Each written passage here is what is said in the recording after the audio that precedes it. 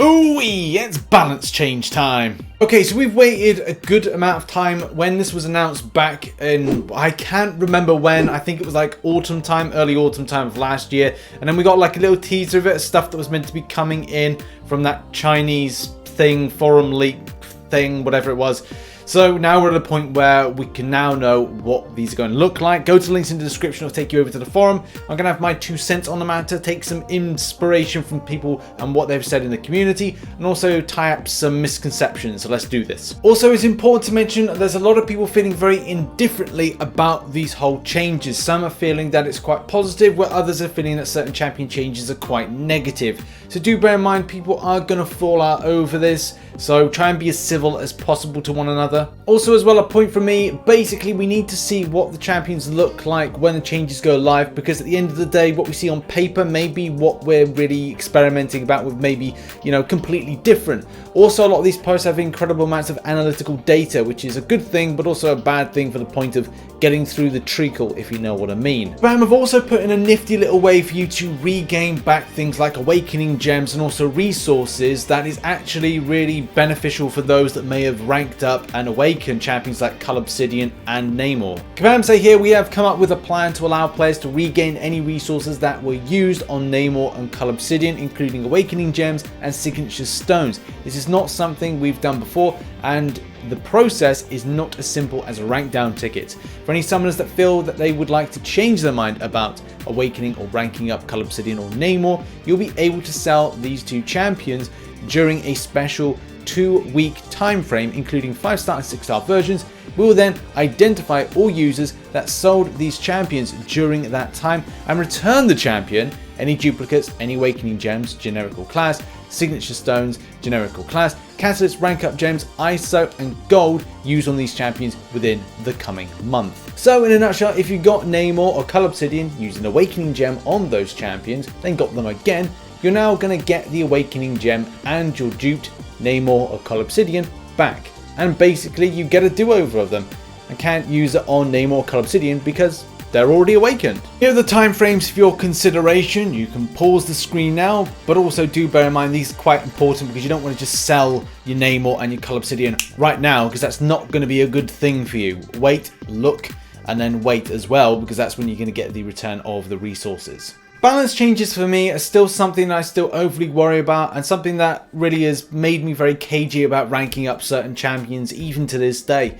I seem to hold on to resources a lot more, and especially the waiting period seems to be something I still struggle with, because even like with Namor when he was first released, I was like, oh, so pumped for that champion first time I got it, and then as soon as I heard about this kind of maybe changes that could be afoot in the future, it does make me still very much worry about ranking up a champion that is new, hyped up, and really excited about. So still a bit cagey, even though I think, you know, Kabam don't want us to worry that much.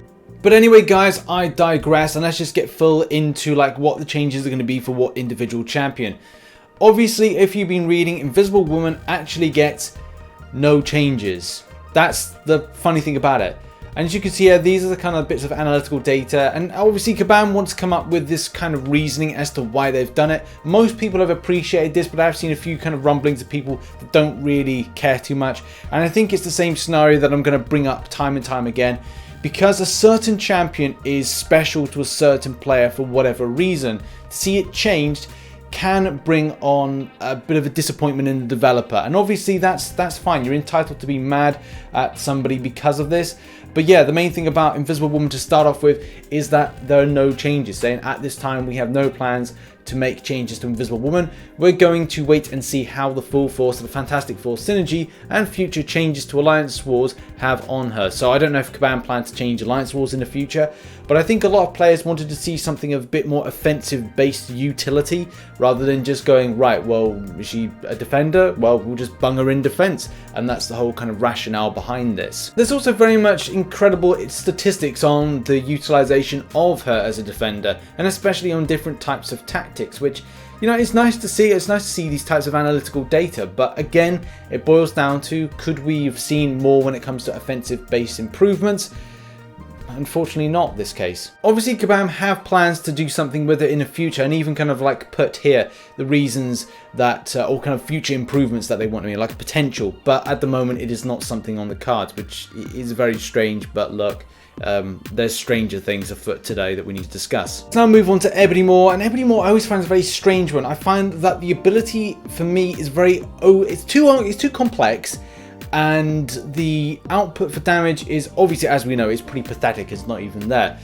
Obviously the main thing to point out is that it's going to be more of a defensive built champion, similar to Invisible Woman, and obviously that's where Kabam want to keep the champion focused, but they want to add some other aspects to offensive based mechanics. Kabam admits to the lack of attack or lack of DPS, and that obviously is true. I've got the champion, but I don't use it. I probably won't do until these changes go in. The changes themselves do look quite extensive, but at the same time, I think this could be one of those champions that on paper looks like a lot is happening, but when it comes to the champion being utilized, I think it's going to be a case that specific use, yes, as even Kabam say, these are meant to be changes to ramp up more damage over time, or like more kind of fights, persistent charges, yada yada, from fight to fight, increasing as you go. So a slow to a big burn type effect.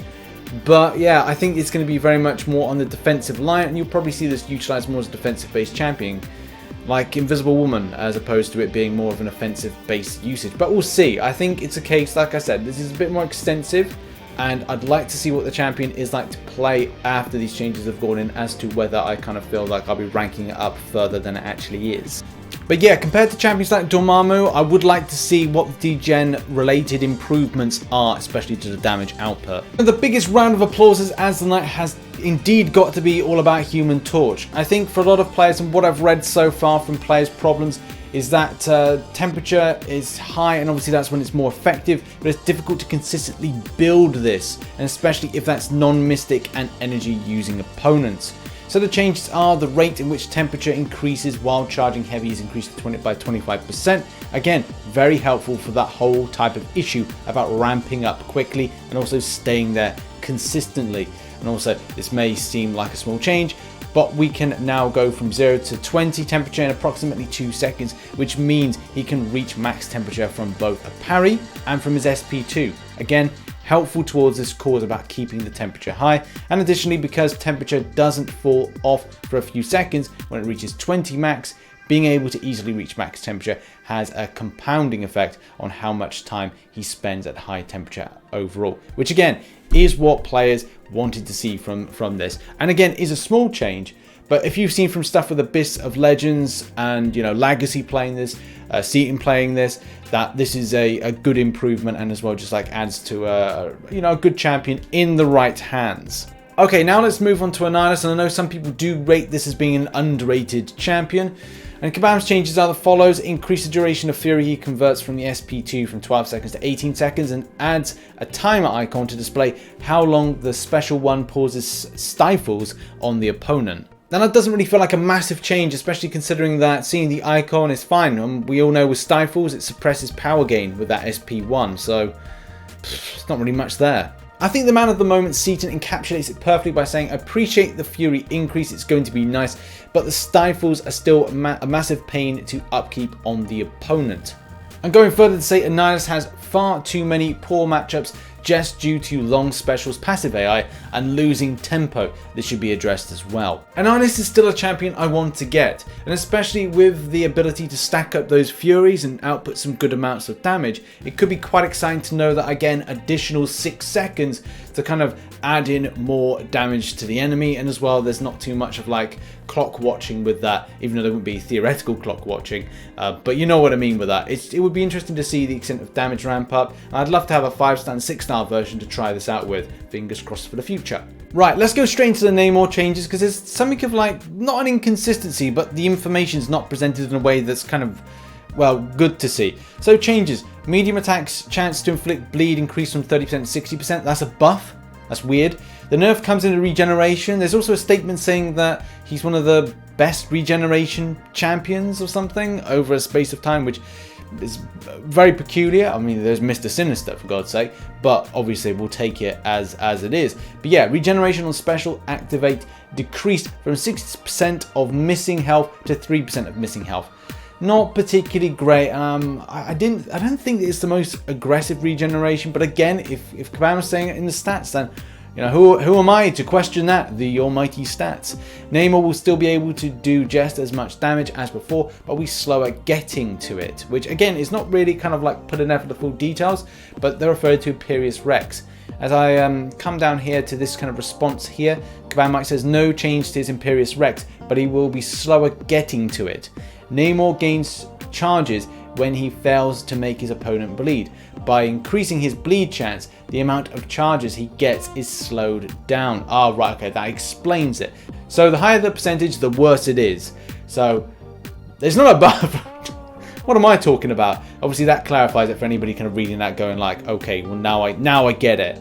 And now the thing that's probably attracting the most scrutiny at the moment, and that is the Cull Obsidian changes. Now, obviously, do bear in mind, Kabam put together a long case. I'm not going to go fully into it as to like the extreme amount of DPS, but we'll just read through what Kabam are going to be changing. So they're changing the heavy armor break, which is taking down the potency of it from 1,400 to 1,130. Duration of it is going up, which I guess kind of encourages you to attack more aggressively, and you'll get more out of it over time, and as well the chance to get it is increased. So I guess that's fair to a degree. Thanos favor bonuses are 15% for 5% duration ability accuracy per charge, and state that duration is from 5 to 4 seconds, but I think the modifier is the main thing. That's the issue, reducing it down by 500. And Kabam clarifying that, saying like these changes should somewhat shorten the DPS gap between him and everyone else once he's fully ramped up, which obviously is the main thing. Ramp him up, do that damage in a burst, and then it's all about building that back up again, while still allowing him to remain a top attacker and even increase his DPS in early fights before he has built up charges. There's a lot of things going around now about the block proficiency side of things, and obviously that's a key aspect that would have been nice to have seen in this. If you're going to scale down one thing, could you bring up something else? And I think that's maybe where Kabam have kind of like missed that point, obviously with doing whatever they felt was in us, the community, our best interest. But also they're looking at their interest, which kind of sucks in some ways. Obviously, there is the other side of things that people are going to be disappointed in the fact he's not really utilized for anything utility-wise. And some are even pointing out here, do you see him used in 6.3? No, and a lot of other fights as well. It's a case that the viability is an important factor. And even though saying that, oh, he's a great champion, but what is he good for? Exhibition gameplay? Doing some burst damage here or there? I think this Cull Obsidian side of things is the one that hits home the most. A lot of players were kind of looking forward to something being of a kind of balance improvement for things like block proficiency, as I've seen a lot of people talk about. But at the same time, the DPS, yeah, I guess we can all understand and relate to the fact if there's one specific champion DPSing more than normal, then it's something to be focused on. But if you're looking at utility for the point of, as we've even said, viability over different types of content, is the champion going to be one you go like, right, variant, going to use Cull Obsidian. I'm going to use him for new Act 6.4, 6.3, 6.2. Also, I'm going to use him in Abyss of Legends.